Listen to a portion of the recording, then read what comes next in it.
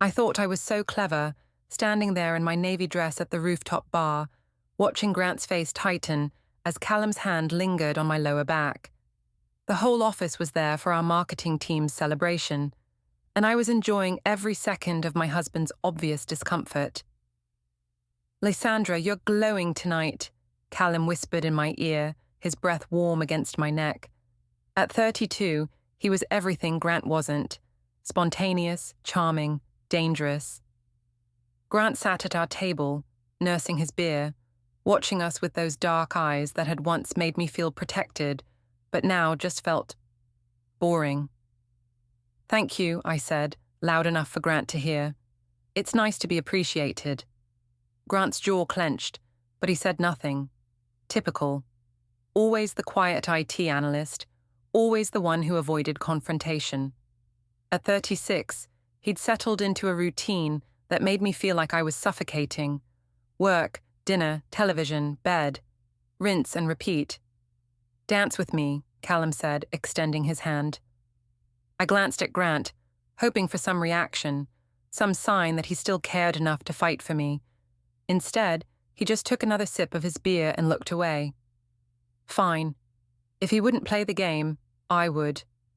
The dance floor was crowded, bodies pressed together under the dim lights.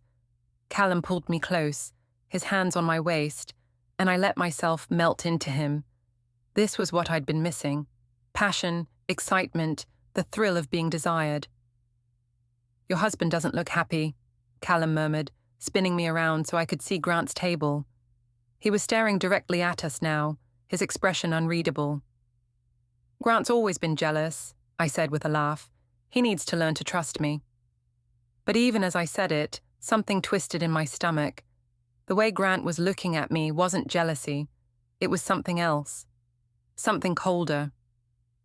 When we returned to the table, Grant stood up. "I'm heading home," he said quietly. "Lysandra, are you coming?" "The night's still young," I replied, settling back into my chair next to Callum. "You go ahead. I'll catch a ride with someone." Grant nodded once, grabbed his jacket and left without another word. I felt a momentary pang of guilt, but Callum's hand on my thigh quickly distracted me. "He's not much fun, is he?" Callum said. "No," I agreed, taking a large gulp of my wine. "He's not." The rest of the evening passed in a blur of drinks and flirtation. Callum walked me to his car around midnight, and I let him kiss me in the parking garage. It was everything I'd been craving: urgent, passionate, reckless. "This is crazy," I whispered against his lips. "The best things usually are," he replied. When I finally got home at 2 a.m, Grant was asleep in our bed. I slipped in quietly, my heart racing with a mixture of guilt and excitement. This was what I needed, something to make me feel alive again. The next morning, Grant was already gone when I woke up. His coffee mug sat in the sink, and there was a note on the counter. "Taking Maisie to school. Meeting ran late last night." I crumpled the note and threw it away. He was being passive-aggressive, and I wasn't going to play along. At work, Callum stopped by my desk with coffee and a smile that made my stomach flutter. "Good morning, beautiful," he said quietly, so the other cubicles couldn't hear. "Morning," I replied, accepting the coffee gratefully. "About last night," he started. "What about it?" "I had a great time. Maybe we could grab lunch today. Somewhere quiet where we can talk." I knew I should say no. I was married, had a 7-year-old daughter, a life that looked perfect from the outside. But looking at Callum's green eyes and easy smile, I found myself nodding. "I'd like that." We went to a small cafe downtown, tucked into a corner booth where no one from the office would see us. Callum was easy to talk to, asking about my dreams, my frustrations, making me feel heard in a way Grant hadn't in years. "You deserve to be happy," he said, reaching across the table to touch my hand. "Life's too short to settle for boring." "Grant's not boring," I said automatically, then paused. "Well, maybe he is. We've been together since college. Sometimes I feel like I'm disappearing into his routine." "Then don't," Callum said simply. "You're too vibrant to fade away." That afternoon, I found myself checking my phone constantly, hoping for a text from Callum. When Grant called to ask what I wanted for dinner, his voice sounded distant. "Whatever you want," I said. "I might be working late anyway." "Again?" There was something in his tone I couldn't quite place. "Yes, again. Some of us have demanding jobs, Grant." The silence stretched between us before he finally said, "Okay, I'll pick up Maisie and figure something out." When I got home that evening, after another work meeting that was actually drinks with Callum, Grant was in the kitchen cleaning up. Maisie was already in bed. "How was your day?" he asked without looking at me. "Fine. Busy. You know how it is." "Actually, I don't," he said, turning to face me. "Your schedule's been pretty unpredictable lately." "What's that supposed to mean?" "Nothing. Just an observation." I studied his face, looking for signs of suspicion, but Grant had always been hard to read. That had been attractive once. His quiet intensity, the way he seemed to see everything but said little. Now it just felt like living with a stranger. "I'm tired," I said. "I'm going to bed." "I'll be up in a bit. I have some work to finish." I headed upstairs, but something made me pause at the landing. Through the half-open door of Grant's home office, I could see him at his computer, typing something.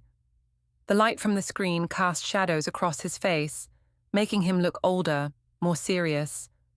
For a moment, I almost went in to talk to him, to try to bridge whatever gap was growing between us. But then my phone buzzed with a text from Callum. "Can't stop thinking about you." And the moment passed. I went to bed alone, telling myself that Grant's distance was his own fault. If he wanted to sulk about my having friends, that was his problem. I deserved to feel alive, to feel wanted. I deserved more than the quiet, predictable life he offered. But as I lay in the dark, listening to the soft sound of typing from downstairs, something cold settled in my chest. Grant wasn't the type to sulk. He was methodical, analytical, patient. He was the type to gather information. The next few weeks fell into a dangerous rhythm. Callum and I would exchange glances across the office, steal moments in empty conference rooms, meet for lunch at places where we wouldn't be seen. Each encounter felt like a small rebellion against the suffocating predictability of my marriage. Grant, meanwhile, became even quieter. He still did everything he was supposed to do. Picked up Maisie from school, made dinner when I was working late, handled the household finances with his usual efficiency. But there was a distance in his eyes now, a careful politeness that made me feel like a stranger in my own home. "Mummy, why doesn't Daddy eat breakfast with us anymore?" Maisie asked one morning, her 7-year-old face scrunched with confusion. I looked up from my phone, where I'd been reading a good morning text from Callum. Grant's chair at the kitchen table was empty, his coffee mug already rinsed and placed in the dishwasher. "Daddy's just been leaving early for work, sweetheart," I said, smoothing her dark hair. "You know how important his job is." "But he used to make pancakes on Saturdays." "Well, maybe Mummy can make pancakes today instead." Maisie's face brightened, and I felt a stab of guilt. When was the last time I'd made breakfast for my daughter? When was the last time I'd done anything that wasn't about my own needs? The guilt lasted about 5 minutes, until Callum texted asking if I wanted to meet him for coffee before work. At the office, our flirtation was becoming harder to hide. Sarah from accounting had started giving me knowing looks, and I'd caught Tom from HR watching us a bit too closely during the last team meeting. "We need to be more careful," I told Callum during one of our coffee dates. "Or," he said, leaning back in his chair with that easy smile, "you could stop caring what other people think." "Easy for you to say, you don't have a family." "No, I don't," he agreed. "And neither do you, really. Not anymore." "What's that supposed to mean?" "When's the last time you and Grant went on a date? When's the last time you looked forward to going home?" "You're already checked out, Lysandra. You're just too scared to admit it." His words stung because they felt true. Grant and I hadn't been intimate in months. We barely talked beyond logistics. Who was picking up Maisie? What needed to be done around the house, whether we needed groceries. We were roommates, not spouses. It's complicated, I said, only because you're making it complicated. That evening, I decided to test the waters. I put on a dress Grant used to compliment, made his favorite dinner, opened a bottle of wine. Maybe Callum was wrong. Maybe there was still something worth saving. Grant came home at his usual time, kissed Maisie hello, and barely glanced at me. "Dinner smells good," he said politely. "I thought we could eat together tonight, all of us." "That sounds nice." But it wasn't nice. It was awkward and forced. Maisie chatted about school. Grant responded appropriately, and I felt like an actress playing a role I'd forgotten how to perform. After Maisie went to bed, I poured Grant another glass of wine and sat closer to him on the couch than I had in weeks. "This is nice," I said, putting my hand on his arm. "Yes," he agreed, but he didn't move closer, didn't touch me back. "Grant," I started, then stopped. What was I going to say? That I was sorry for pulling away? That I wanted to fix things? I wasn't sure I did. "What is it, Lysandra?" "Nothing, I miss this. Us talking." He turned to look at me then, and for a moment I saw something flicker in his eyes. Hope, maybe. Or sadness. "Do you?" he asked quietly. "Of course I do. Because lately it feels like you're somewhere else. Even when you're here, you're not really here." My phone buzzed on the coffee table, a text from Callum, "Thinking about you." Grant's eyes flicked to the phone, then back to my face. "You should get that. Might be important." "It's not," I said quickly, turning the phone face down. "Okay." But the moment was broken. Grant finished his wine and stood up. "I have some work to catch up on," he said. "Thank you for dinner." He kissed the top of my head, a brotherly gesture that made my chest tight, and disappeared into his office. I sat alone on the couch staring at my phone. Callum had sent another message. "Free tomorrow night? I know a place." My fingers hovered over the keyboard. I should say no. I should go upstairs and try to talk to Grant, really talk to him. I should fight for my marriage. Instead, I typed, "Yes, can't wait." The next morning, Grant was gone before I woke up. His side of the bed was cold, and I wondered if he'd even come to bed at all. In the kitchen, Maisie was eating cereal alone. "Where's Daddy?" I asked. "He said he had an early meeting. He made me breakfast, though." She pointed to the perfectly cut fruit on her plate, the vitamins lined up next to her orange juice. Even when he was angry with me, Grant took care of our daughter. At work, I couldn't concentrate. Every time my phone buzzed, I jumped, hoping it was Callum but worried it might be Grant. The anticipation of seeing Callum that evening made my skin feel electric, but underneath the excitement was a growing dread. "You okay?" asked Jennifer, my cubicle neighbor. "You seem distracted." "Just tired," I said. "Long week." "Tell me about it. At least it's Friday." Friday. Grant and I used to have a standing date night on Fridays. We'd get a babysitter, try a new restaurant, come home and make love like we had in college. When had we stopped doing that? When had I stopped wanting to?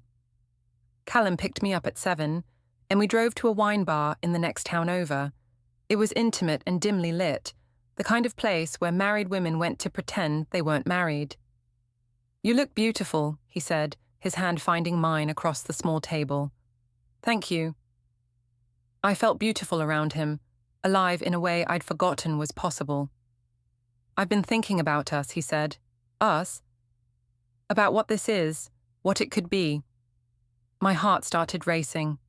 "Callum, I know you're married, I know it's complicated, but I can't stop thinking about you, Lysandra, about what we have." "What do we have?" "Something real, something worth exploring." He leaned across the table and kissed me, soft and sweet and full of promise. When we broke apart, I felt like I was floating. "I should go," I said, but I didn't move. "Should," he repeated. "That's a word people use when they're doing what they think they're supposed to do instead of what they want to do." What I want isn't always what's best. Says who? Your husband? The man who barely notices you're alive? That stung because it felt true. When was the last time Grant had really looked at me? When was the last time he'd told me I was beautiful, or funny, or anything at all? It's not that simple, I said. It could be. He drove me back to my car, and we sat in his passenger seat, kissing like teenagers, until I finally forced myself to pull away.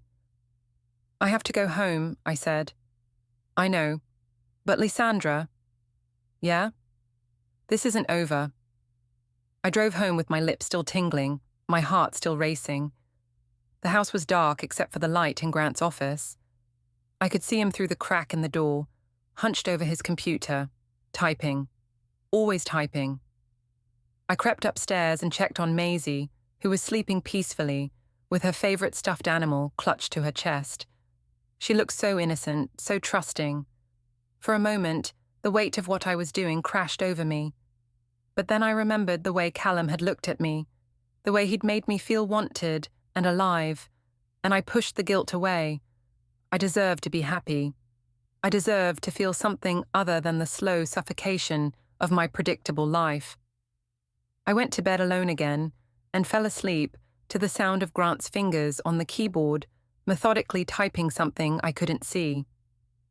Sunday dinner at Grant's mother's house had always been a trial, but lately it felt like an inquisition. Ruth, too, had never particularly liked me, and I could feel her disapproval radiating across the perfectly set dining table. Lysandra, you look tired, she said, passing the roast with a thin smile. Are you feeling all right? I'm fine, Ruth. Just busy with work. Ah, yes, work. She drew out the word like it tasted bitter. Grant mentioned you've been working quite a lot of late nights recently. I shot a look at Grant, who was cutting his meat with deliberate precision. Some projects require extra hours. Of course they do, said Jamie, Grant's younger brother. At 29, he still lived with Ruth and had appointed himself the family's moral authority. What kind of projects keep you out until midnight? Marketing campaigns don't run themselves, Jamie. I wouldn't know, he said. I've never had a job that required me to abandon my family. Jamie, Grant said quietly, that's enough. But the damage was done. The tension at the table was thick enough to cut, and poor Maisie was picking at her food, sensing the undercurrents she couldn't understand. Grandma Ruth, Maisie said suddenly, Mommy has a new friend at work. His name is Callum. My fork clattered against my plate. Maisie, eat your vegetables. But Mommy, you said he was nice. You said he makes you laugh. Ruth's eyebrows rose. A friend from work. How lovely. Is he married? I wouldn't know, I said stiffly. We're colleagues. Nothing more. Of course, Ruth said, but her tone suggested she didn't believe a word of it. The rest of dinner passed in uncomfortable silence. When we finally left, Grant was quiet during the drive home. Your family thinks I'm a terrible wife, I said as we pulled into our driveway. They think you're distant, Grant replied. There's a difference. I'm not distant, I'm just busy. With Callum. The question hung in the air between us. Grant had never been the jealous type, had never questioned my friendships or demanded to know where I was every minute. His calm inquiry was somehow more unsettling than shouting would have been. He's a coworker, Grant. We work together. Sometimes we grab lunch or coffee to discuss projects. Projects that require midnight meetings. What are you implying? I'm not implying anything. I'm asking a direct question. I wanted to lie, but something in Grant's eyes stopped me. He looked tired, older than his 36 years, and for a moment, I felt a stab of the old tenderness I used to feel for him. No, I said finally. There are no midnight meetings. Sometimes a group of us go out after work. It's called having a social life. Grant nodded and got out of the car without another word. That night, I couldn't sleep. I kept thinking about the way Ruth had looked at me, the way Jamie had spoken to me like I was a stranger. Even Maisie seemed to be picking up on the tension, asking questions I didn't want to answer. My phone buzzed with a text from Callum. Miss you. When can I see you again? I stared at the message for a long time before responding. Soon. The next week, things at the office started to shift. Sarah from accounting stopped by my desk more often, asking pointed questions about my friendship with Callum. Tom from HR scheduled a meeting that turned out to be about maintaining professional boundaries in the workplace. "Is there something specific you'd like to discuss?" I asked, sitting across from his cluttered desk. "Not specific, no, but there have been some observations about your social media presence." My stomach dropped. My social media? Photos from office events, posts about colleagues, nothing inappropriate exactly, but perhaps not entirely professional either. I thought about the pictures I'd posted from the rooftop bar, the ones where Callum's arm was around my waist, where we looked a little too comfortable together. "I'll be more mindful," I said. "I'd appreciate that. We want to maintain a positive work environment for everyone." When I got back to my desk, there was a note from Callum asking me to meet him in conference room B. I found him there with coffee and his usual smile, but something felt different. "How was your meeting with HR?" he asked. "You know about that?" "Word travels fast around here. People are starting to talk, Lysandra." "About us?" "About you mostly, about how you've been acting." "How I've been acting?" He shrugged. "Distracted, different, happy. And that's a bad thing. It is when you're married and your happiness seems to depend on another man." I stared at him. "Are you having second thoughts?" "I'm being realistic. This was fun, but it's getting complicated." "What are you saying?" "I'm saying maybe we should cool things down for a while. Let the gossip die down." I felt like I'd been slapped. "So you're ending this?" "I'm not ending anything. I'm just suggesting we be more careful." But I could see it in his eyes. He was pulling away. The excitement was wearing off, and I was becoming more trouble than I was worth. That evening, I came home to find Grant in the kitchen making dinner while Maisie did homework at the counter. "How was your day?" he asked. The same question he asked every day. "Fine," I said, but my voice cracked slightly. Grant looked up from the stove. "You sure?" For a moment, I wanted to tell him everything.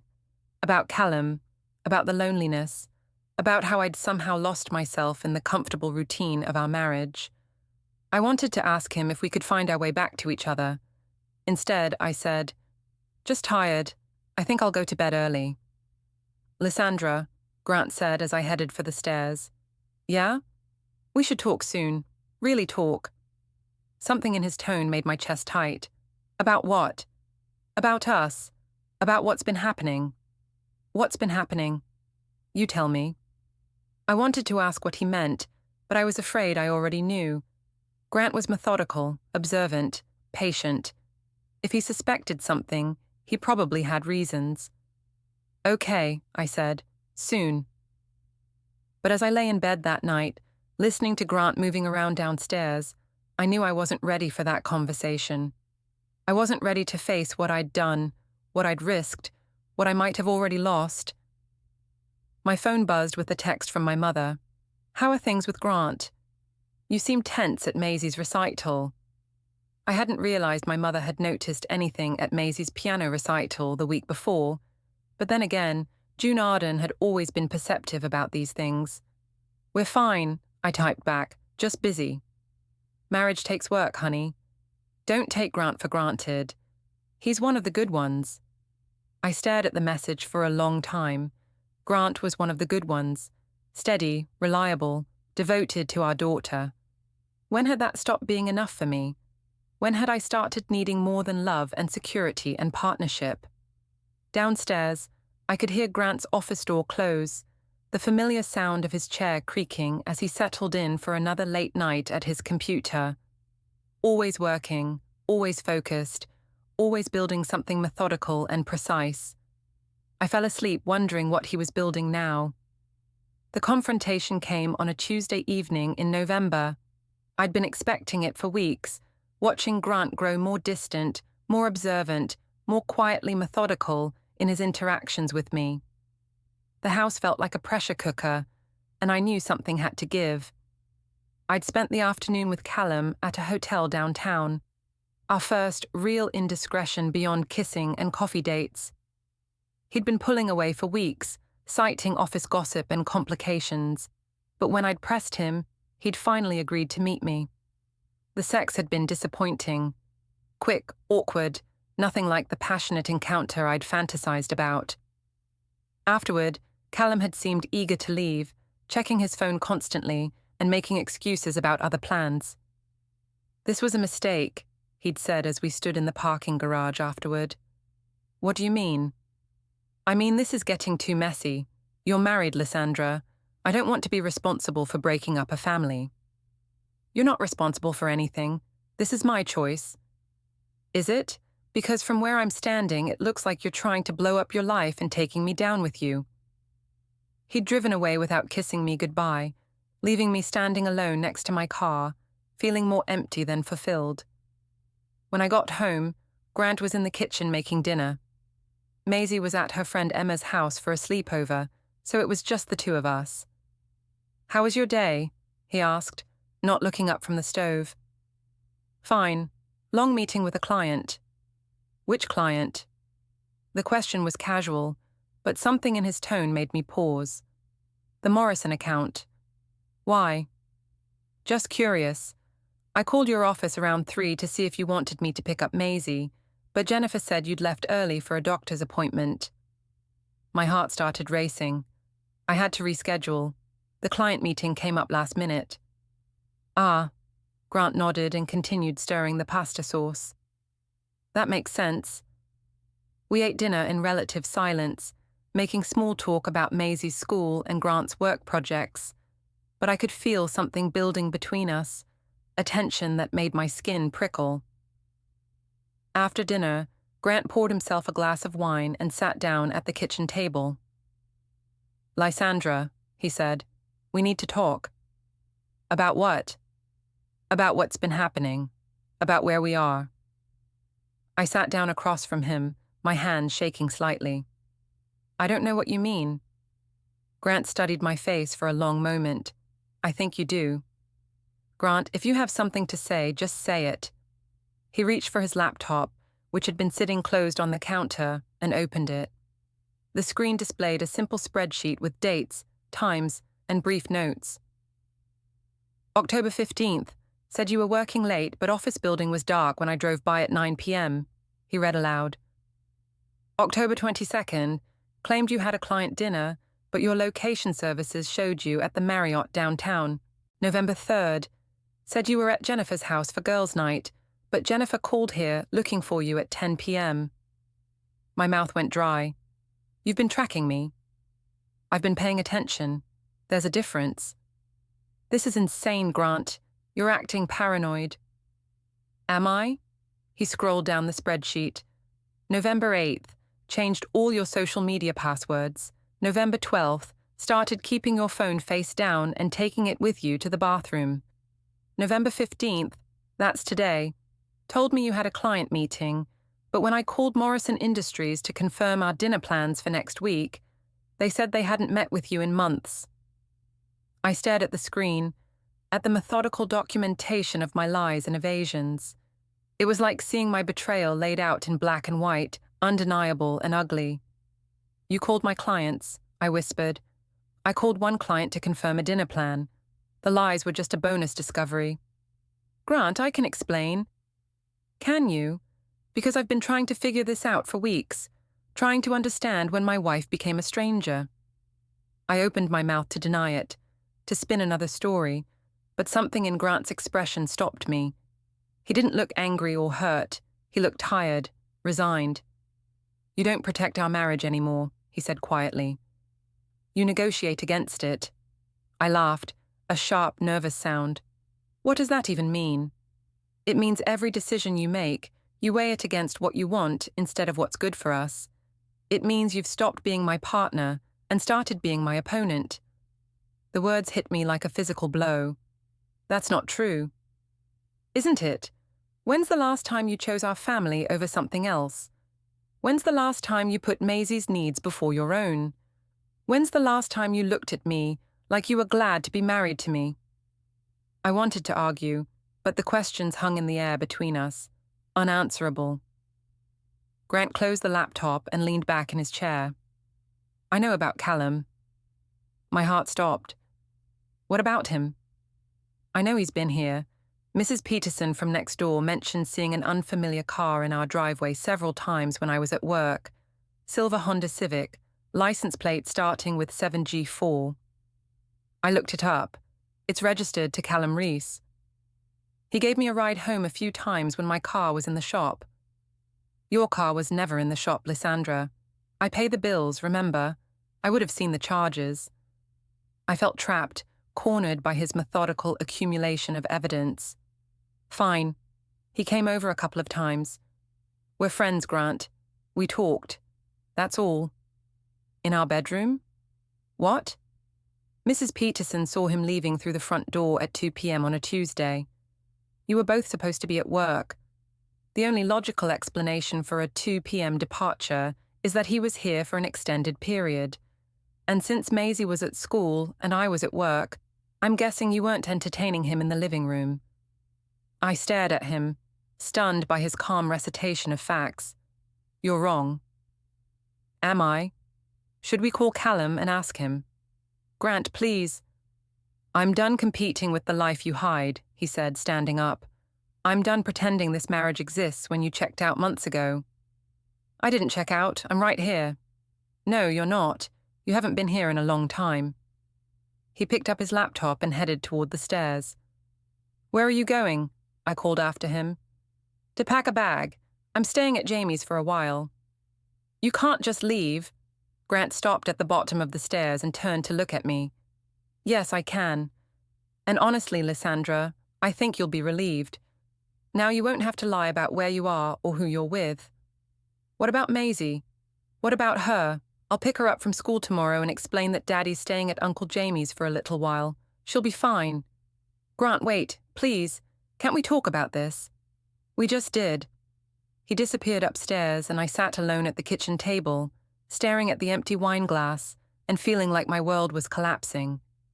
This wasn't how it was supposed to happen. Grant was supposed to fight for me, to get angry, to give me a reason to justify what I'd done. Instead, he'd diagnosed our marriage like a technical problem and found it unsalvageable. 20 minutes later, he came back downstairs with a suitcase and his work bag. I'll be in touch about arrangements for Maisie, he said. And Lysandra? Yeah? I hope he's worth it. The front door closed behind him with a soft click, and I was alone in the house that suddenly felt enormous and empty. I called Callum, but it went straight to voicemail. I called my mother, but hung up before she answered, not ready to explain what had happened.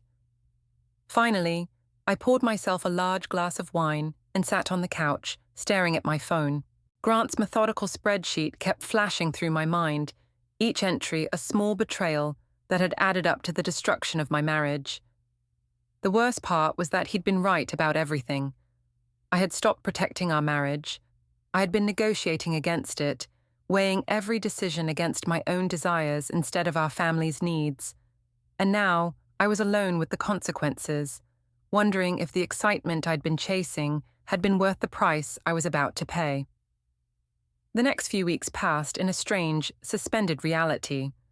Grant picked up Maisie every day after school and brought her home in the evenings, but he barely spoke to me beyond logistics.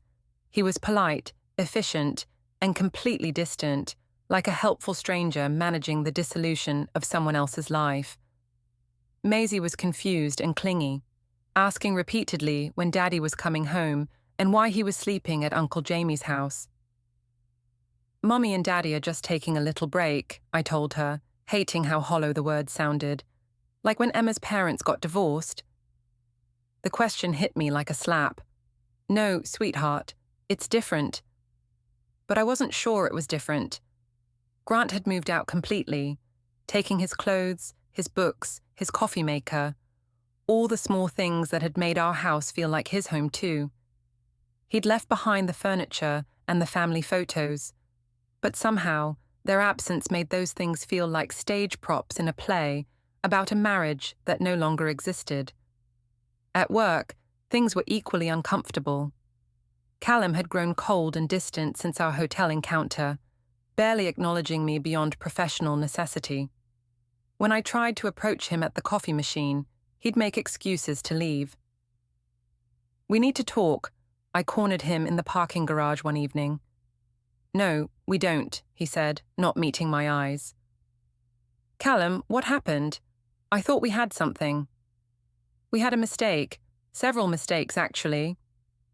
"It wasn't a mistake for me." "Well, it was for me. Lysandra, you're getting divorced. Your husband moved out. People at work are talking. This is exactly the kind of drama I wanted to avoid." "How do you know Grant moved out?"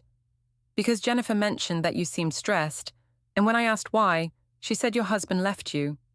He shook his head. "I never wanted to break up a marriage." "You didn't break up anything. Grant and I have been having problems for months. Problems you tried to solve by sleeping with me. Do you see how that makes me look?" I stared at him, realizing that the man I'd thought was charming and passionate was actually just selfish and shallow. He'd enjoyed the flirtation, the excitement of an affair, but he had no interest in dealing with the consequences. "So that's it? You're just done?" "I'm sorry, Lysandra. I really am. But this got too complicated too fast." He walked away, leaving me standing alone next to my car, feeling more abandoned than I had when Grant left. That evening, I called my mother. "I heard from Ruth that Grant moved out," she said without preamble. "News travels fast." "What happened, honey?" I gave her a sanitized version of events. Grant had become suspicious and controlling. We'd grown apart. We needed space to figure things out. "And this has nothing to do with your friend from work, the one you mentioned?" My stomach dropped. "What friend?" "Callum, I think you said his name was. You seemed quite taken with him when you talked about work." "He's just a colleague, Mom." "Lysandra, I've been married for 35 years. I know the difference between talking about a colleague and talking about a man you're interested in." I was quiet for a long moment. "Even if there was someone else," I said finally, "that's not why Grant left. We had problems long before that." "Did you? Or did you create problems to justify your interest in someone else?" The question stung because it felt uncomfortably close to the truth. "I'm not having this conversation," I said. "Fine. But honey, Grant is a good man. Don't throw away your marriage for some fantasy that probably won't last 6 months." After I hung up, I poured myself a glass of wine and tried to figure out how everything had gone so wrong so quickly. A month ago, I'd felt alive and desired and full of possibilities. Now I felt isolated and judged, abandoned by both my husband and the man I'd thought I wanted. My phone buzzed with a text from an unknown number. "This is Grant. I'll pick up Maisie at 6 p.m. tomorrow for dinner. Please have her ready." The formality of it made my chest tight. Grant had never texted me from an unknown number before. He'd gotten a new phone, a new number, another small step away from the life we'd shared. I texted back, "Can we talk, please?" The response came quickly. "Not yet. I'll let you know when I'm ready." The next day at work, I could feel people watching me. Conversation stopped when I walked by, and I caught several coworkers exchanging meaningful glances. Jennifer finally pulled me aside during lunch. "Are you okay?" she asked. "You seem really stressed lately." "I'm fine, just some personal stuff going on." "With Grant?" I nodded, not trusting my voice. "I'm sorry. He seems like such a nice guy." "He is a nice guy." "Then whatever's going on, maybe you can work it out." "Maybe." But I wasn't sure I wanted to work it out anymore. The past few weeks had shown me how little I actually missed Grant's presence in our daily life. I missed the security, the routine, the idea of being married. But did I miss him? That evening, Grant arrived exactly at 6 to pick up Maisie. She ran to him with obvious relief, and I watched them through the window as he helped her into his car, his face soft and patient as he listened to her chatter about her day. He was a good father. He'd always been a good father. When they returned 2 hours later, Maisie was carrying a small bag. "Daddy got me new books," she announced, pulling out a series about a girl detective. That's nice, sweetheart. Did you have fun at dinner? We went to that place with the good mac and cheese, and Daddy said maybe this weekend I can sleep over at Uncle Jamie's house. I looked at Grant, who was standing in the doorway, not quite entering the house that used to be his home. A sleepover? If that's okay with you, Grant said politely. Jamie has the guest room set up for her. I guess that's fine. Good. I'll pick her up Saturday morning. He kissed Maisie goodbye and left without saying another word to me. That night, as I was putting Maisie to bed, she asked the question I'd been dreading. Mummy, are you and Daddy getting divorced like Emma's parents? I sat on the edge of her bed, smoothing her hair. I don't know, sweetheart. Sometimes grown-ups need time to figure things out. But you still love Daddy, right? The question hung in the air between us. Did I still love Grant? I loved the idea of him, the security he represented, the family we'd built together. But did I love him as a person, as a man, as my partner? It's complicated, baby. That's what Emma's mum said too, and then her daddy moved to a different house forever.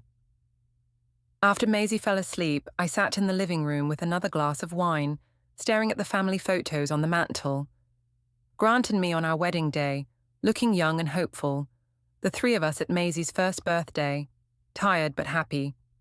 Vacation photos, Christmas mornings, ordinary moments that had seemed so permanent when they were happening. My phone buzzed with an email notification. The sender was listed as G2 Legal, and the subject line read, Calendar Invitation, Document Service. My hand shook as I opened it. It was a formal calendar invitation for the following Tuesday, at 9:30 a.m., location listed as Downtown Legal Office, Service of Documents. I stared at the screen, my heart racing. Grant was having me served with divorce papers. This wasn't a separation anymore, wasn't a trial period or a chance to work things out. This was the end. I called his new number, but it went straight to voicemail. I texted him, asking him to call me, but got no response. Finally, I called Jamie's house. Ruth answered. Ruth, it's Lysandra. Is Grant there? He's here, but he doesn't want to talk to you right now. Please, I need to talk to him about this email he sent. What email? The calendar invitation, for Tuesday. There was a long pause. Lysandra, Grant's been working with a lawyer for 2 weeks. He's filing for divorce. I know, I need to talk to him. I think you've done enough talking. Grant is finally thinking clearly for the first time in months. Ruth, please. No. You made your choices, Lysandra. Now you get to live with the consequences. She hung up, leaving me alone with the calendar invitation glowing on my phone screen. Tuesday was 5 days away. 5 days to figure out how to save a marriage I wasn't sure I wanted to save, to a man who had already decided I wasn't worth fighting for. I poured another glass of wine and tried to convince myself that this was what I'd wanted all along. Freedom, independence, the chance to start over. But sitting alone in the house that no longer felt like home, I wasn't sure freedom was worth the price I was about to pay.